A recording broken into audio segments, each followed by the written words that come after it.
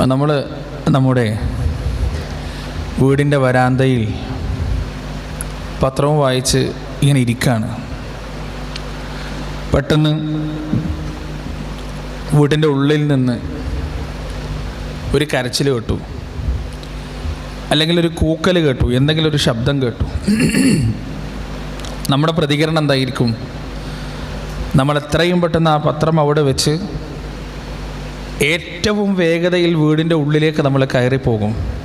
കാരണം ആ വീട്ടിലുള്ളത് നമ്മുടെ ഭാര്യയാണ്, നമ്മുടെ മക്കളാണ്, നമ്മുടെ എല്ലാമാണ്. അവരുടെ കണ്ണ് നിറയുക എന്നത് നമ്മെ സംബന്ധിച്ചിടത്തോളം അസഹനീയമാണ്. അവർ കരയുക എന്നത് നമ്മെ സംബന്ധിച്ചിടത്തോളം ഉൾക്കൊള്ളാനാവാത്തതാണ്. ആ കണ്ണീരൊപ്പാൻ, ആ കരച്ചിൽ നിർത്താൻ എന്ത് ചെയ്യാനും നമ്മൾ തയ്യാറാണ്. എത്ര പണം ചെലവഴിക്കാനും നമ്മൾ തയ്യാറാണ്. എത്ര സമയം ചെലവഴിക്കാനും നമ്മൾ തയ്യാറാണ്. എത്ര ദിവസം നമ്മുടെ സ്ഥാപനങ്ങൾ അടച്ചിടാനും നമ്മൾ തയ്യാറാണ്. എത്ര ദിവസം ജോലിയിൽ നിന്ന് ലീവ് എടുക്കാനും നമ്മൾ തയ്യാറാണ്. അത്രമേൽ നമ്മുടെ കുടുംബത്തിൻ്റെ കരച്ചിലിനെ നാം ഇഷ്ടപ്പെടുന്നില്ല, നാം അതിനെ വെറുക്കുന്നു. എന്നാൽ എൻ്റെ പ്രിയപ്പെട്ടവരെ, നമ്മുടെ ഭാര്യയും നമ്മുടെ മക്കളും കൂട്ടക്കരച്ചിൽ കരഞ്ഞിട്ട് പോലും നമ്മളൊരു വാക്ക് കൊണ്ടുപോലും അവരെ സമാധാനിപ്പിക്കാത്തൊരു ദിവസം വരാനുണ്ട്. ഒരു നോട്ടം കൊണ്ടുപോലും അവർക്ക് സാന്ത്വനം നൽകാത്തൊരു ദിവസം നമ്മുടെ ജീവിതത്തിൽ വരാനുണ്ട്. വെള്ളപ്പുതപ്പ് പുതച്ച് നമ്മുടെ ശരീരം നമ്മുടെ വീടിൻ്റെ സെൻറ്റർ ഹാളിലോ അല്ലെങ്കിൽ ആളുകളെ കാണിക്കാൻ വേണ്ടി വീടിൻ്റെ വരാന്തയിലോ കിടത്തുന്ന ഒരു ദിവസം, അന്ന് നമ്മുടെ മക്കൾ കരയുന്നുണ്ടാവും, നമ്മുടെ ഭാര്യ കരയുന്നുണ്ടാവും, നമ്മുടെ കുടുംബക്കാർ കരയുന്നുണ്ടാവും. ആ മക്കളുടെ കരച്ചിലിന് മുന്നിൽ സാന്ത്വനത്തിൻ്റെ ഒരു വാക്ക് പറയാൻ നമുക്ക് കഴിയില്ല. നമ്മുടെ ഭാര്യയെ സമാധാനിപ്പിക്കാൻ നമുക്ക് കഴിയില്ല. ഹൃദയം പൊട്ടുന്ന വേദനയിൽ ഏങ്ങലടിക്കുന്ന നമ്മുടെ പ്രിയപ്പെട്ടവർക്ക് സമാധാനത്തിൻ്റെ ഒരു വാക്ക് പറഞ്ഞു കൊടുക്കാൻ നമുക്ക് കഴിയില്ല. അതൊരു വല്ലാത്ത ദിവസമാണ്. പ്രവാചകൻ സല്ലല്ലാഹു അലൈഹി വസല്ലം ഒരു മുസ്ലിമിൻ്റെ ജീവിതത്തിൽ ആവർത്തിച്ച് അവൻ ഓർക്കണം എന്ന് അവനെ പഠിപ്പിച്ച, അവനെ ഓർമ്മിപ്പിച്ച ദിവസമാണത്. നമ്മുടെ അവസാനത്തെ യാത്രയുടെ ദിവസം. ഖുർആനിക ആയത്തുകളിലൂടെ പല രംഗങ്ങളിലും പല രീതിയിലും അല്ലാഹു സുബ്ഹാനഹു വ തആല മുന്നറിയിപ്പ് നൽകിയ ആ ദിവസം, പ്രിയപ്പെട്ടവരെ, അന്ന് നമ്മൾ കുളിമുറിയിൽ കയറിയാൽ ഏത് സോപ്പ് ഉപയോഗിക്കണം എന്ന് നമ്മളാണ് തീരുമാനിച്ചിരുന്നത്. ഏത് തോർത്തുമുണ്ട് ഉപയോഗിക്കണം എന്ന് നമ്മളാണ് തീരുമാനിച്ചിരുന്നത്. ഏത് ഷാംപൂ ഉപയോഗിക്കണം എന്ന് നമ്മളാണ് തീരുമാനിച്ചിരുന്നത്. പക്ഷേ നമ്മുടെ ഈ ദുനിയാവിലെ അവസാനത്തെ കുളിയിൽ നമ്മൾ ഏത് സോപ്പ് ഉപയോഗിക്കണമെന്ന് തീരുമാനിക്കുന്നത് നാട്ടുകാരാണ്. നമ്മൾ ഏത് തോർത്തുമുണ്ട് ഉപയോഗിക്കണമെന്ന് തീരുമാനിക്കുന്നത് നാട്ടുകാരാണ്. നമ്മൾ ഇന്ന് വരെ ധരിച്ചത് നമ്മുടെ അഭിരുചിക്കനുസരിച്ചുള്ള വസ്ത്രം മാത്രമാണ്.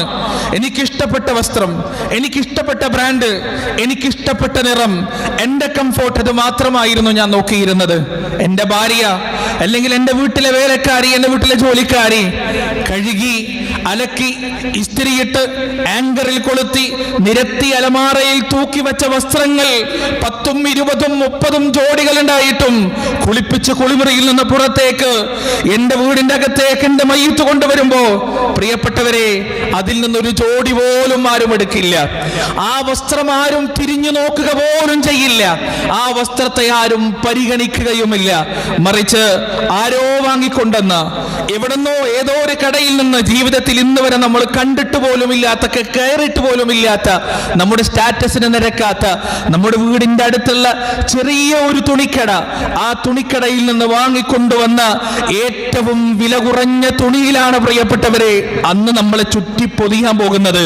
അന്ന് നമ്മുടെ കംഫർട്ട് ആരും നോക്കില്ല, നമ്മുടെ ഇഷ്ടം ആരും നോക്കില്ല, നമ്മുടെ നിറത്തിന്റെ ഇഷ്ടം ആരും ഒന്ന് പരിഗണിക്കാൻ പോകുന്നില്ല. നമുക്ക് ഇഷ്ടപ്പെട്ട സുഗന്ധദ്രവ്യങ്ങൾ 1000, 2000, 10,000, 10,000 വില കൊടുത്ത് നമ്മൾ വാങ്ങിവെച്ച സ്പ്രേയും അത്തറുകളും നമ്മുടെ അലമാരകളിൽ അവിടെ ഉണ്ടാകും. പക്ഷേ അന്ന് നാട്ടുകാർ തീരുമാനിക്കും ഏത് സുഗന്ധം പൂശിയിട്ട് ഇവൻ ഈ വീട്ടിൽ നിന്ന് യാത്ര യാത്രയാകണം. എന്ത് സുഗന്ധം മണത്തിട്ടാണ് ഈ വീട്ടിൽ നിന്ന് അവസാനമായി ഇറങ്ങിത്തിരിക്കണം അന്ന് നാട്ടുകാരാണ് തീരുമാനിക്കുക. നമ്മുടെ തീരുമാനത്തിന് യാതൊരു സ്ഥാനവുമില്ല.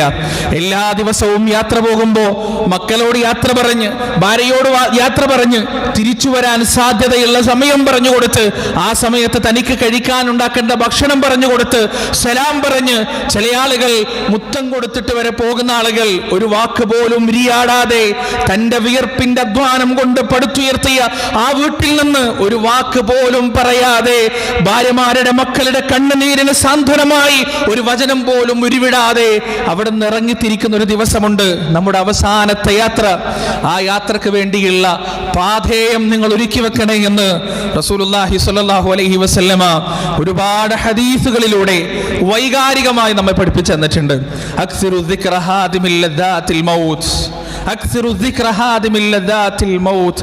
രംഗബോധമില്ലാത്ത കോമാളിയെ പോലെ ഏത് സമയവും കടന്നു വരുന്ന, നിന്റെ ഒരു വൈകാരികതയും പരിഗണിക്കാത്ത, നിനക്കുള്ള ഒരു ബന്ധത്തെയും പരിഗണിക്കാത്ത, നിന്റെ കടമകളെയും കടപ്പാടുകളെയും ബാധ്യതകളെയും പരിഗണിക്കാത്ത, നിന്റെ ഒരാവശ്യങ്ങളെയും പരിഗണിക്കാതെ നിന്റെ മുന്നിൽ അപ്രതീക്ഷിതമായി പ്രത്യക്ഷപ്പെടുന്ന ആ യാത്രാ കൂട്ടുകാരനെ കുറിച്ച് നീ ഇടയ്ക്കിടെ ഓർക്കണം. എന്നിട്ട് അവൻ വരുന്നതിന്റെ മുന്നേ അവന്റെ കൂടെ പോകാനുള്ള പാതയും നീ ഒരുക്കി വെക്കണമെന്ന് റസൂലുള്ളാഹി സ്വല്ലല്ലാഹു അലൈഹി വസല്ലമ നമുക്ക് പഠിപ്പിച്ചു തന്നിട്ടുണ്ട്.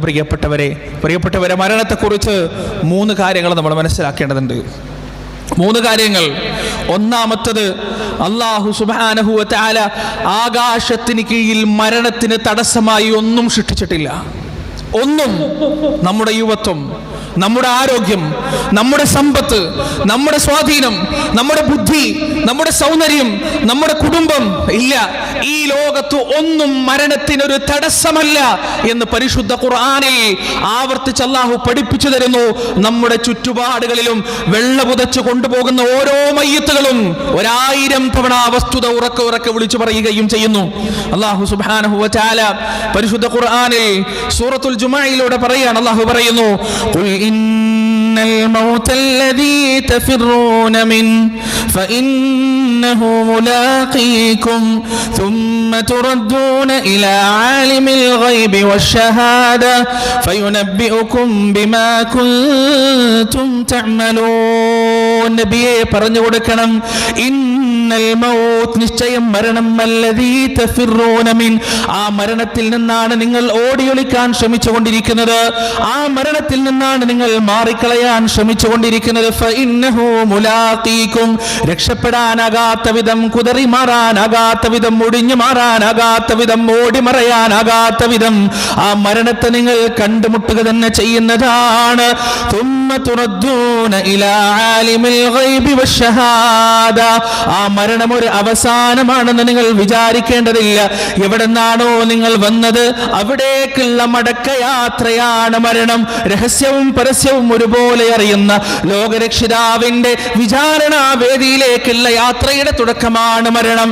അല്ലാഹു പറയുകയാണ്, വലൈ യുഅഖിറല്ലാഹു നഫ്സൻ ഇദാ ജാഅ അജലുഹാ വല്ലാഹു ഖബീറും ബിമാ തഅമലൂൻ.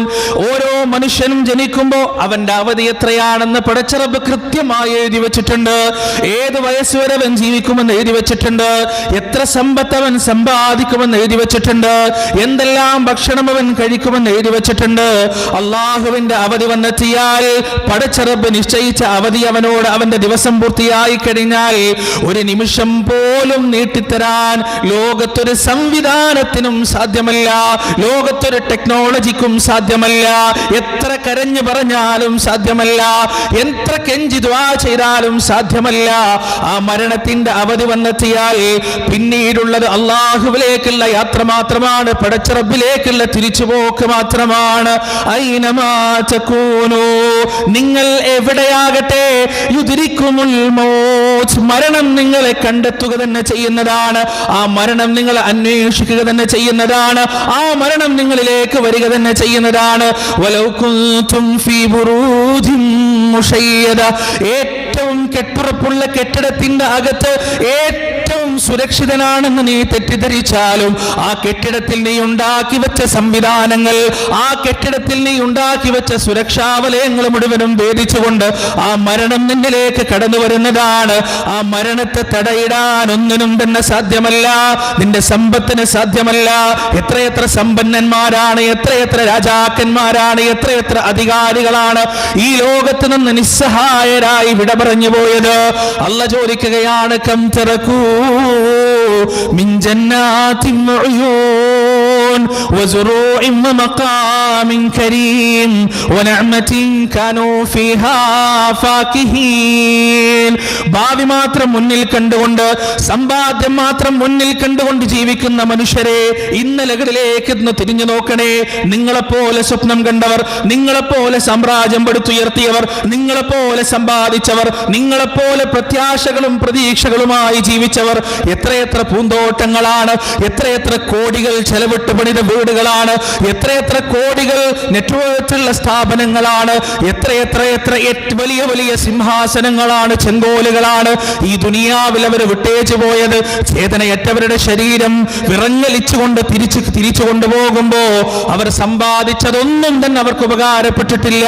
അവരുടെ സമ്പാദ്യമോ അവരുടെ സിംഹാസനങ്ങളോ അവരുടെ ചെങ്കോലുകളോ ഒന്നും തന്നെ അവരുടെ കൂടെ കൊണ്ടുപോയിട്ടില്ല. ഫിറഔൻ എന്ന് പറയുന്ന ധിക്കാരിയായ മനുഷ്യന്റെ മരണത്തെ കുറിച്ച് പരിശുദ്ധ ഖുർആൻ നമുക്ക് പറഞ്ഞു തരുന്നുണ്ട്. വജാവസ്നാ ബിബനി ഇസ്രായീൽ البحر فاتبعهم فرعون وجنوده بغيا وعدوا. മൂസാ നബി അലൈഹിസ്സലാത്തു വസ്സലാം ഇസ്രായേൽ സന്തതികളുമായി കടൽ വിളർന്നുകൊണ്ട് കടന്നുപോയപ്പോ ഫിറഔനും പടയാളികളും ദേഷ്യത്തോടെ വൈരാഗ്യത്തോടെ അവരെ പിന്തുടരുകയാണ്.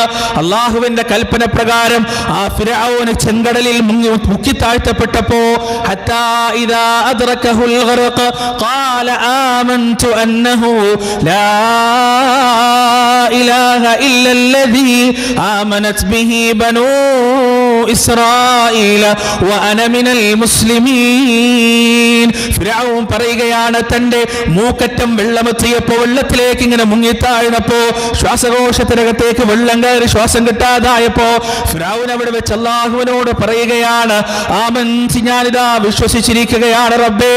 ഏതൊരു രക്ഷിതാവിലാണോ ഇസ്രായേൽ സന്തതികൾ വിശ്വസിച്ചത്, ഏതൊരു രക്ഷിതാവിലാണോ മൂസയും ഹാറൂനും വിശ്വസിച്ചത്, ആ രക്ഷിതാവിൽ ഞാനിതാ വിശ്വസിക്കുകയാണെന്ന് ഫിറഔൻ അവിടെ വെച്ച് പറയുകയാണ്. അല്ലാഹുവിന്റെ മറുപടി, الآن وقد عصيت وقد كنت من المفسدين. സമയം തീർന്നു പോയി ഫിറഔൻ, നിന്റെ അവസരം നഷ്ടപ്പെട്ടു പോയി. فاليوم ننجيك ببدنك لتكون لمن خلفك آية وإن كثيرا من الناس عن آياتنا لغافلون.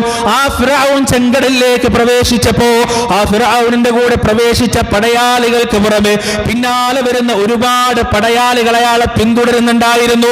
ഈജിപ്തിലെ പ്രജകൾ മുഴുവൻ ഫിറഔൻ ഒരിക്കലും മരിക്കുകയില്ല എന്ന അന്ധവിശ്വാസത്തിലായിരുന്നു. ഫിറഔനിന്റെ സമ്പാദ്യം കൊണ്ട്, ഫിറഔനിന്റെ അധികാരം കൊണ്ട് ആ ഫിറഔൻ ഒരിക്കലും മരിക്കുകയില്ല, എന്നെന്നും ജീവിക്കുന്നവനാണെന്ന തെറ്റിദ്ധാരണ അവർക്കെല്ലാം ഉണ്ടായിരുന്നു. അതുകൊണ്ടാണ് പടച്ച റബ്ബ് പറഞ്ഞത്, ഫല്യൗമ നുനജ്ജീക ബിബദനിക ലിതകൂന ലിമൻ ഖൽഫക ആയ. നിന്റെ പിന്നാലെ വരുന്ന നിന്നെ ആരാധിക്കുന്ന നിന്റെ ശിങ്കിലുകൾ ഉണ്ടല്ലോ, നിന്റെ അനുയായികളുണ്ടല്ലോ, നിന്റെ പ്രജകളുണ്ടല്ലോ, ആ പ്രജകൾക്ക് ഒരു ആയത്തായിക്കൊണ്ട്, ദൃഷ്ടാന്തമായിക്കൊണ്ട് നിന്റെ മൃതശരീരത്തെ ഞാൻ ഇന്ന് പുറത്തേക്ക് കൊണ്ടുവരുന്നതാണ്. ചേതനയേറ്റ നിന്റെ ശരീരം സിംഹാസനത്തിൽ ഞെളിഞ്ഞിരുന്നു കൊണ്ട്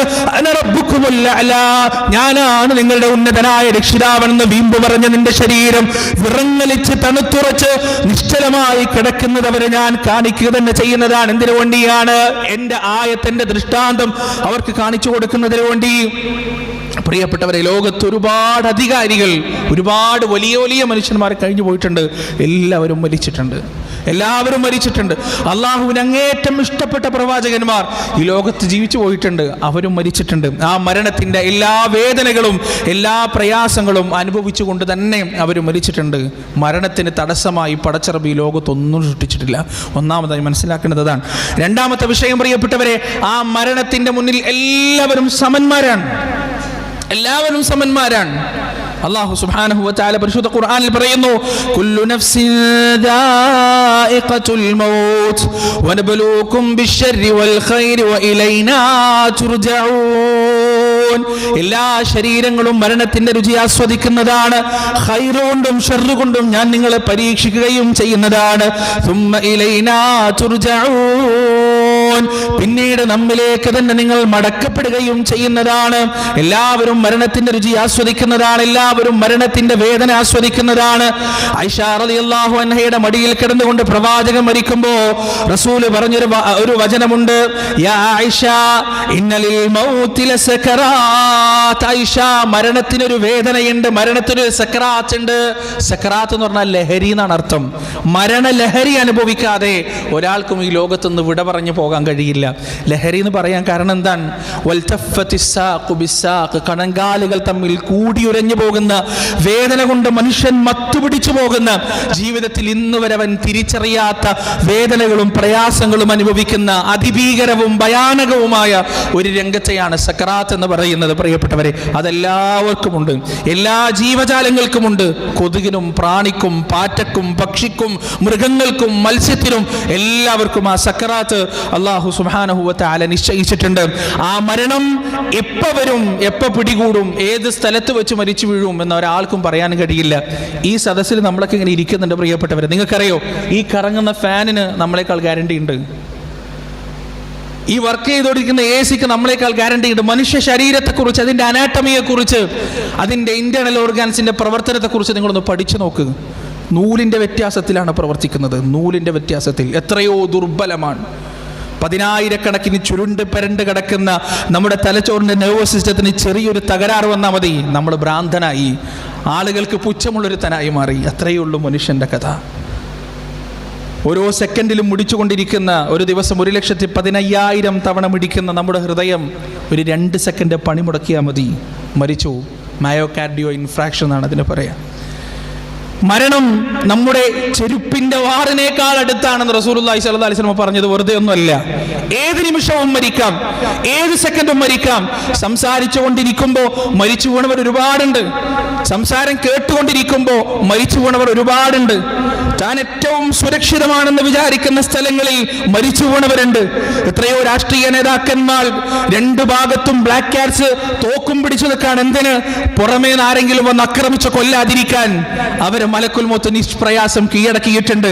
ആ ബ്ലാക്ക് ക്യാറ്റ്സിന് മുന്നിൽ അവരൊരുക്കിയ സകല സുരക്ഷാ സംവിധാനങ്ങൾക്ക് മുന്നിൽ ചേതനയേറ്റവർ വീണ് അവരുടെ മുന്നിൽ നിന്ന് പിടഞ്ഞു മരിച്ചിട്ടുണ്ട്. രക്ഷിക്കാൻ കഴിഞ്ഞിട്ടില്ല.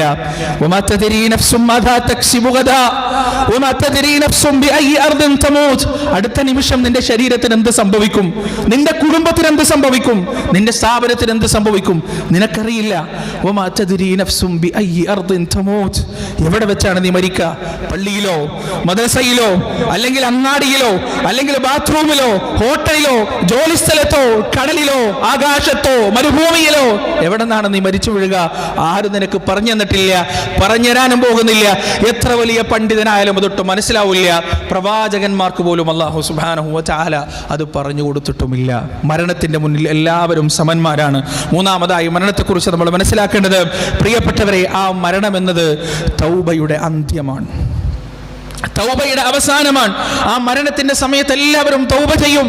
അല്ലാഹു സുബ്ഹാനഹു വ തആല സൂറത്തുൽ ആല ഇംറാനിൽ നമ്മോട് പറഞ്ഞു, സൂറത്തുൽ നിസായിൽ നമ്മോട് പറഞ്ഞിരുന്നു. അല്ലാഹു പറയാൻ, വലൈസതിത് തൗബതു ലില്ലദീന യഅമലൂന സയ്യിആത് ഹത്താ ഇദാ ഹദറ അഹദഹുമുൽ മൗത്ത് ഖാല ഇന്നി തുബ്തുൽ ആൻ. ഒരു വിഭാഗം ആളുകൾക്ക് തൗബയില്ല, പശ്ചാത്താപമില്ല. അവരുടെ പ്രത്യേകത എന്താണ്? മരണം മുന്നിലെത്തുന്നത് വരെ അവരതാ തെറ്റുകൾ ചെയ്തുകൊണ്ടിരിക്കുകയാണ്, സയ്യിആത്തുകൾ പ്രവർത്തിച്ചു കൊണ്ടിരിക്കാൻ. മരണത്തിന് ഇങ്ങനെ മുന്നിൽ കാണുന്ന സമയത്ത് അവർ പറയും, ഖാല ഇന്നി തുബ്തുൽ ആൻ. റബ്ബേ, ഞാനിതാ ഇപ്പൊ പശ്ചാത്തപിക്കുകയാണ്, എനിക്ക് പുറത്തു തരണേ റബ്ബേ, എനിക്ക് മാപ്പ് നൽകണേ അല്ലാ. അല്ലാഹു പറയുകയാണ്, ഉലൈക ലഹും അദാബ് അദാബുൻ അലീം. അവരെ കാത്തിരിക്കുന്നത് വേദനാജനകമായ ശിക്ഷയാണ്. അവർക്ക് തൗബയില്ല. മലക്കുൽ മൗത്ത് മുന്നിലേക്ക് വരുന്ന സമയത്ത് ഓരോ മനുഷ്യനും പറയും ലഅല്ലി അഅമലു സാലിഹൻ ഫീമാ തറക്തു കല്ലാ ഇന്നഹാ കലിമത്തുൻ ഹുവ ഖായിലുഹാ വമിൻ വറാഇഹിം ബർസഖുൻ ഇലാ യൗമി യുബഅസൂൻ. അല്ലാഹുവേ, എനിക്ക് അല്പമൊന്ന് സമയം തരണേ. ഞാൻ നന്നായേക്കാം, ഞാൻ ചെയ്യാതെ പോയ പ്രവർത്തനങ്ങൾ ഞാൻ ചെയ്തേക്കാം, ഞാൻ പ്രവർത്തിക്കാതെ വിട്ടുകളഞ്ഞ നല്ല കാര്യങ്ങൾ ചെയ്യാൻ എനിക്കൊരവസരം കൂടി നൽകണേ നാഥാ. അല്ലാഹുവിന്റെ മറുപടി എന്താണ്? കല്ലാ ഇന്നഹാ കലിമത്തുൻ ഹുവ ഖായിലുഹാ. ആരാലും പരിഗണിക്കപ്പെടാത്ത, ആരാലും മാനിക്കപ്പെടാത്ത കേവലം വാക്കുകൾ മാത്രമായിരിക്കും അത്. വമിൻ വറാഇഹിം ബർസഖുൻ ഇലാ യൗമി യുബഅസൂൻ. അവർക്ക് മുന്നിൽ ഇനിയുള്ളത് അള്ളാഹുവിന്റെ ബർസഖിലേക്കുള്ള യാത്ര മാത്രമാണ്, മലക്കുകളുടെ കൂടെയുള്ള യാത്ര മാത്രമാണ്. അതിന്റെ അപ്പുറത്തേക്ക് അവർക്ക് യാതൊരു ഉപാധിയും ഇനി ബാക്കി നിൽക്കുന്നില്ല. സൂറത്തു സജദയിലൂടെ അള്ളാഹു പറയുകയാണ് ചില ആളുകളെ കുറിച്ച്.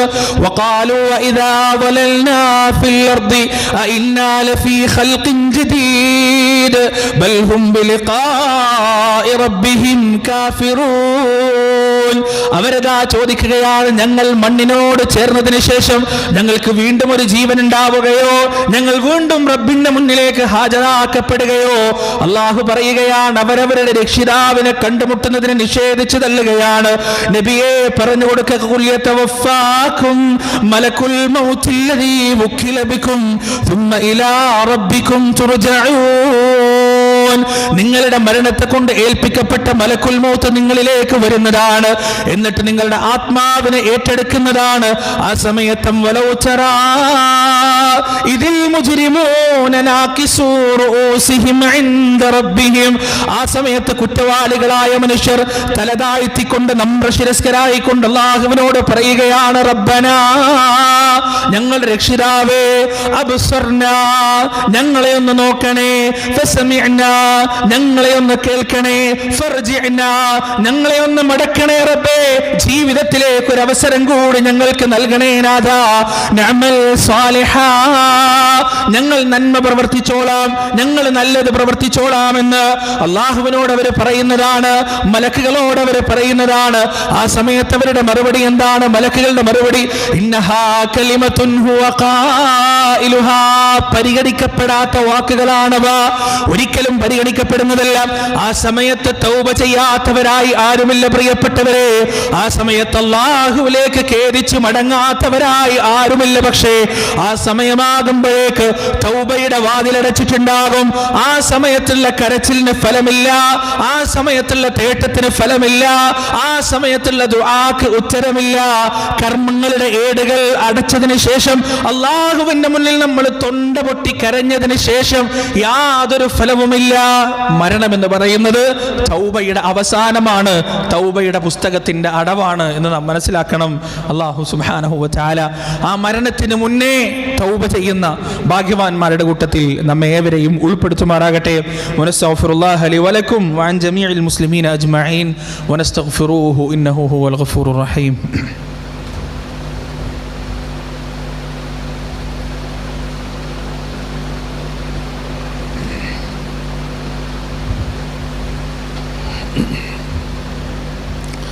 അൽഹംദുലില്ലാഹി റബ്ബിൽ ആലമീൻ വസ്സലാത്തു വസ്സലാമു അലാ റസൂലിൽ അമീൻ വഅലാ ആലിഹി വഅസ്ഹാബിഹി അജ്മഈൻ. ഒരിക്കൽ കൂടി അള്ളാഹുവിനെ സൂക്ഷിച്ച് ജീവിക്കണേ എന്ന് സ്വന്തത്തോടും നിങ്ങളോടും വസിയത്ത് ചെയ്യുകയാണ്. നമ്മൾ ഒരു പരിചയമില്ലാത്തൊരു നാട്ടിലേക്ക് യാത്ര പോകാമെന്ന് വിചാരിക്കുക. ഒരു പരിചയമില്ല, നമ്മളിതിനു മുമ്പ് അവിടെ പോയിട്ടുമില്ല, അവിടെ ആരും അങ്ങോട്ട് പരിചയമില്ല. നമ്മൾ എന്താണ് ചെയ്യുക? അവിടെ പോയി നമ്മൾക്ക് കഴിയാനുള്ള എല്ലാ പാതയങ്ങളും നമ്മൾ ഒരുക്കി വെക്കും, എല്ലാ സാധനങ്ങളും നമ്മൾ ഒന്നും വിടാതെ എടുക്കും. എന്നിട്ട് നമ്മൾ അന്വേഷിക്കുക നമുക്ക് പരിചയമുള്ളവരെ, പരിചയമുള്ള ആരെങ്കിലും അവിടെ ഉണ്ടോ എന്നാണ്. അങ്ങനെ ഉണ്ടെങ്കിൽ അവരെങ്ങനെങ്കിലൊക്കെ പറഞ്ഞ് കയ്യും കാലൊക്കെ പിടിച്ചൊന്ന് എയർപോർട്ടിലേക്ക് കൂട്ടാൻ വരണം എന്നൊക്കെ പറഞ്ഞ് അവിടെ എത്തിക്കും. അതാണ് നമ്മൾ ചെയ്യുക. ഇനി നമ്മൾ ആ നാട്ടിലെത്തി വിചാരിക്കുക, നമുക്ക് ഭാഷ അറിയില്ല, ആരോടും സംസാരിക്കാൻ പറ്റുന്നില്ല, നമ്മൾ പറയുന്ന ആർക്കും മനസ്സിലാവുന്നില്ല, അവർ പറയുന്ന നമുക്കും മനസ്സിലാവുന്നില്ല. ആ ഒരവസ്ഥ വല്ലാത്തൊരവസ്ഥയാണ്. എങ്ങനെയൊക്കെയോ എയർപോർട്ടിൻ്റെ ഉള്ളിൽ നിന്ന് പാസ്പോർട്ടൊക്കെ കാണിച്ച് ഇമിഗ്രേഷനൊക്കെ കഴിഞ്ഞ് നമ്മൾ എയർപോർട്ടിൻ്റെ പുറത്തിറങ്ങിയിരിക്കാം. നമ്മളെ കൂട്ടാൻ വരാമെന്ന് പറഞ്ഞ ആളെ നമ്മൾ കാണുന്നില്ല, അവരവിടെ എത്തിയിട്ടില്ല. പ്രിയപ്പെട്ടവരെ, എത്രത്തോളം നമ്മൾ ബേജാറാവും. കാരണം ഒന്ന് ഫോൺ തരുമോ, ഒന്ന് വിളിച്ചു നോക്കട്ടെ എന്ന് എങ്ങനെ പറയണം നമുക്കറിയില്ല, നമുക്ക് ഭാഷ അറിയില്ല. നമ്മുടെ വികാരങ്ങൾ മറ്റുള്ളവരോട് എങ്ങനെ പങ്കുവെക്കണം നമുക്കറിയില്ല. നമ്മളവിടെ വല്ലാതെ ഒറ്റപ്പെടും. ആ പരിചയമില്ലാത്ത ലോകത്ത് നമ്മൾ വല്ലാതെ ഉഴന്നു പോകും. ഇതാണ് യഥാർത്ഥത്തിൽ മരണം.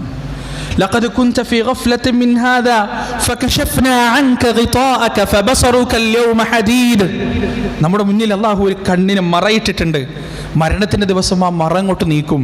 നമ്മൾ കാണാത്ത ലോകം കാണും, കേൾക്കാത്ത ലോകം കേൾക്കും, അറിയാത്ത ലോകം അറിയും. ആരെയും നമുക്കവിടെ പരിചയമില്ല, ഒന്നും മനസ്സിലാവുന്നില്ല. ഇവിടേക്കാണ് ഈ യാത്ര.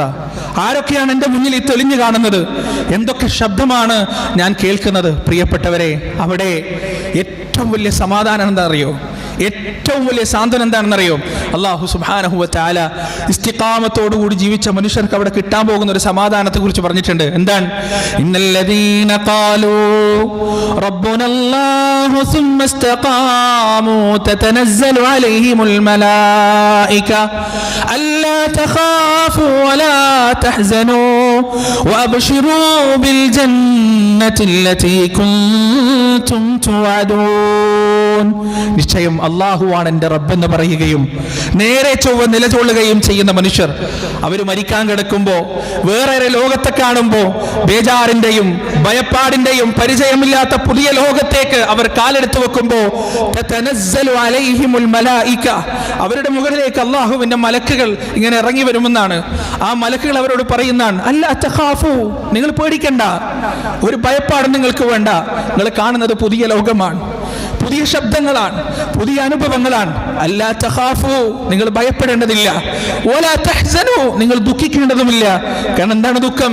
സ്വന്തം കുടുംബത്തെ വിട്ടിട്ട് വരാൻ, സ്വന്തം സമ്പാദ്യങ്ങൾ മുഴുവനും ഉപേക്ഷിക്കാൻ പോവാൻ, മണ്ണിനോട് ചേരാൻ പോവാൻ. പക്ഷെ നിങ്ങൾ വിഷമിക്കേണ്ടതില്ല. വലാ തഹ്സനു വഅബ്ശിറൂ ബിൽ ജന്നത്തി അല്ലതീ കുൻതും തുഅദൂൻ, നിങ്ങൾ സന്തോഷിക്കുക. നിങ്ങൾക്ക് വാഗ്ദാനം ചെയ്യപ്പെട്ട ആ സ്വർഗ്ഗമുണ്ടല്ലോ, ഇവിടെയുള്ള കുടുംബത്തിനേക്കാൾ ഉത്തമമായ കുടുംബം, ഇവിടെയുള്ള വീടിനേക്കാൾ ഉത്തമമായ വീട്, ഇവിടെയുള്ള ആനന്ദത്തെക്കാൾ, അനുഭൂതികളെക്കാൾ, സന്തോഷങ്ങളെക്കാൾ, ആഹ്ലാദങ്ങളെക്കാൾ 10,000 മടങ്ങ് വരുന്ന അനുഭൂതികളിലേക്കും ആഹ്ലാദങ്ങളിലേക്കും ആസ്വാദനങ്ങളിലേക്കുമുള്ള യാത്രയാണിത്. അതുകൊണ്ട് അബ്ശിറൂ, നിങ്ങൾ സന്തോഷിക്കുക, നിങ്ങൾ സന്തോഷിക്കുക എന്ന് ആ മലക്കുകൾ പറയുമെന്നാണ്. പ്രിയപ്പെട്ടവരെ, ആ സന്തോഷത്തിൻ്റെയും സാന്ത്വനത്തിൻ്റെയും സമാധാനത്തിൻ്റെയും വാക്കുകൾ കേൾക്കുമ്പോഴാണ് റസൂലുള്ളാഹി സ്വല്ലല്ലാഹി അലൈഹി വസല്ലം പറഞ്ഞത്, വെണ്ണയിൽ നിന്ന് നൂലൂരി എടുക്കുന്നത് പോലെ, നിറയെ വെള്ളമുള്ള പാനപാത്രത്തിൽ നിന്ന് വെള്ളം സുഗമമായി പുറത്തേക്ക് വരുന്നത് പോലെ മലക്കുകളുടെ സാന്ത്വനത്തിന്റെ വാക്കുകളിലേക്ക് ആ മനുഷ്യന്റെ ശരീരത്തിന്റെ അകത്ത് നിന്ന് ആത്മാവ് ഇറങ്ങി പോകുമെന്ന് റസൂലുള്ളാഹി സ്വല്ലല്ലാഹു അലൈഹി വസല്ലം പറഞ്ഞത്. പ്രിയപ്പെട്ടവരെ, റമദാനാണ് വരാൻ പോകുന്നത്.